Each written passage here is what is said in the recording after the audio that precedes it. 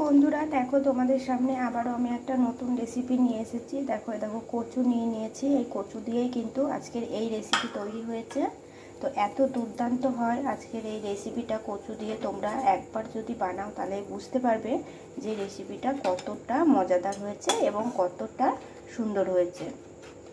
তো পুরো ভিডিও দেখবে, তারপরে কিন্তু তোমরা এই রেসিপি বাড়িতে তৈরি করবে।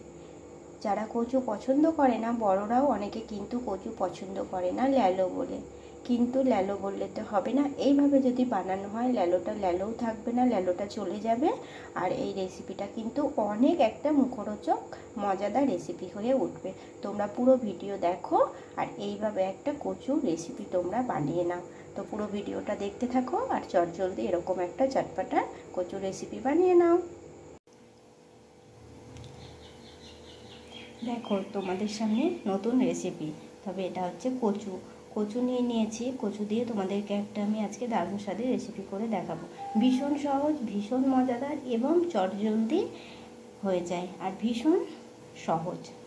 দেখো কচুগুলো আমি ঠিক এইভাবে কেটে নিয়েছি পাতলা পাতলা করে। দেখো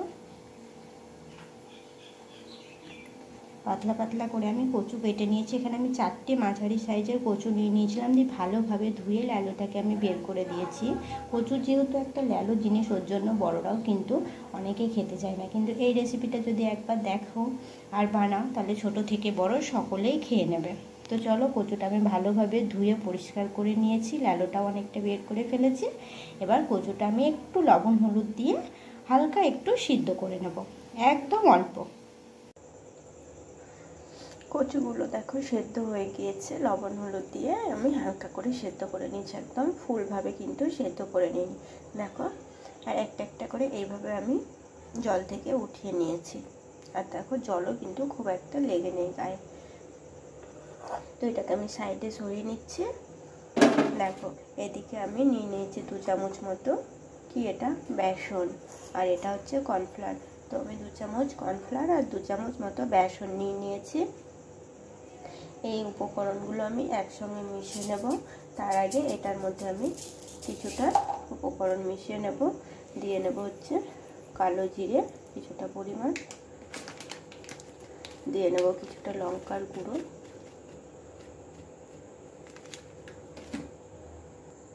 দিয়ে নেব হলুদের গুঁড়ো, দেব লবণ, আর দেব কিছুটা গোলমরিচের গুঁড়ো।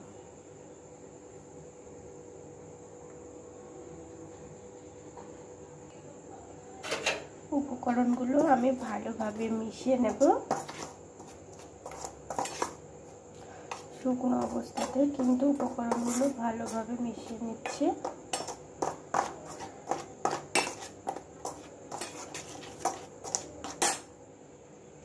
এবার জল দিয়ে একটা ব্যাটার তৈরি করে নেব। খানিকটা জল দিয়ে নেব, একটা ব্যাটার তৈরি করে নেব। ব্যাটারটা আমি ভালোভাবে তৈরি করে নিয়েছি। দেখো এরকম ঘনত্বেরই কিন্তু রাখতে হবে। ঘনত্বটা একটু মোটা করে রেখে দেবে। তো চলো, এটা তো রেডি হয়ে গিয়েছে। এদিকে এটাও একদম রেডি। এদিকে আমি একটা কড়াই বসিয়ে নিয়েছি, আর কড়াইয়ে দেখো কিছুটা পরিমাণ আমি তেল দিয়ে নিয়েছি। তেলটাও কিন্তু বেশ গরম হয়ে এসেছে। দেখো এখন একটা করে ব্যাটারের মধ্যে দিয়ে নেব, আর ব্যাটারটা এটার মধ্যে ভালোভাবে লাগিয়ে নেব। উল্টে পাল্টে এগুলো কিন্তু একটা একটা করে আমি এখন তেলে ভেজে নেব। এদিকে তো তেলটা গরম হয়ে এসেছে, আর এদিকে দেখো আমি একটা দিয়ে নিলাম। এইভাবে একে একে কিন্তু আমি কয়েকটা দিয়ে নেব। এইভাবে তোমরা কচু রেসিপি একবার বানাও। যারা কচু পছন্দ করো না তারা এই রেসিপিটি হলে অনায়াসে খেয়ে নেবে আর পছন্দও করবে। দেখো দুটো দিয়েছি। আমার কথাগুলো শুনতে পাচ্ছ নাকি আমি বুঝতে পারছি না, বা ভিডিও যখন দেখবে তখন শুনতে পাবে কিনা আমাকে কমেন্টে জানিও যে আমার ভয়েসটা শোনা যায় কিনা। এইভাবে কিন্তু উল্টে পাল্টে লাল লাল করে ভেজে নিতে হবে। দেখো কত সুন্দরভাবে উল্টে পাল্টে আমি লাল লাল করে ভেজে নিচ্ছি। এগুলো খেতেও কিন্তু ভীষণ ভীষণ টেস্টি হয়।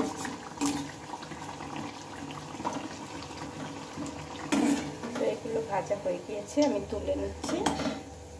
আর যেগুলো আছে সেগুলো ঠিক একইভাবে আমি ভেজে নেব।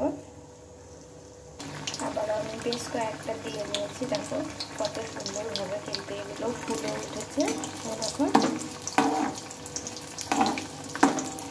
এইভাবে আমি নেড়ে চেড়ে উল্টে পাল্টে লাল লাল করে ভেজে নেব।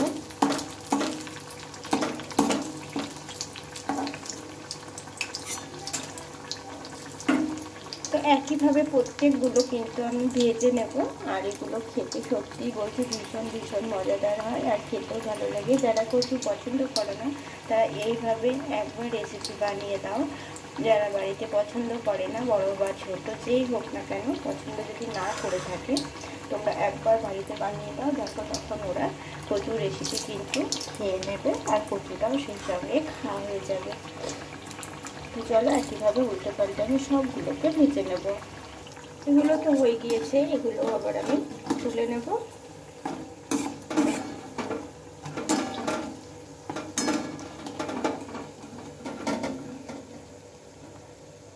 কত সুন্দরভাবে হয়ে যাচ্ছে, দেখো ফুলেছে, দেখো কত সুন্দর। তো দেখো আগে রেডি হয়ে গিয়েছিল দুটো, এখন আমি রেডি করে নিলাম কয়েকটা। এইভাবেই আমি প্রত্যেকটা রেডি করে নেব। দেখো এই দেখো, এগুলো খেতে সত্যি বলছি একদম দুর্দান্ত লাগে। তোমরা একবার বানাও, দেখো ডাল ভাতের সঙ্গে এগুলো খেতে ভালো লাগে। যারা এমনি শুধু তেলে ভাজা পছন্দ করো ভীষণ, তারাও কিন্তু এই জিনিসটা বানালে খুব খুব ভালো লাগবে খেতে। আর তোমরা বুঝতেও পারবে না যে এটা একটা কচুর রেসিপি হয়েছে। তো আমার এই ছোট্ট চ্যানেলে যদি কোনো নতুন বন্ধু এসে থাকো, প্লিজ প্লিজ চ্যানেলটিকে তোমরা সাবস্ক্রাইব করো, ভালো লাগলে লাইক কমেন্ট করো, বন্ধুদের সঙ্গে শেয়ার করো। কেমন হয়েছে সেটা আমাকে কমেন্টে জানিও বন্ধুরা। তো আজকের মতো টাটা, আবার আসবো আমি অন্য কোনো ভিডিও নিয়ে। ভালো থেকো। আর পুরো ভিডিওটা তোমরা দেখবে, না দেখলে তো বুঝতে পারবে না বন্ধুরা, সেই জন্যই বললাম আমি। তো পুরো ভিডিওটা প্রথম থেকে শেষ অবধি দেখে নেবে। আর আজকের মতো টাটা।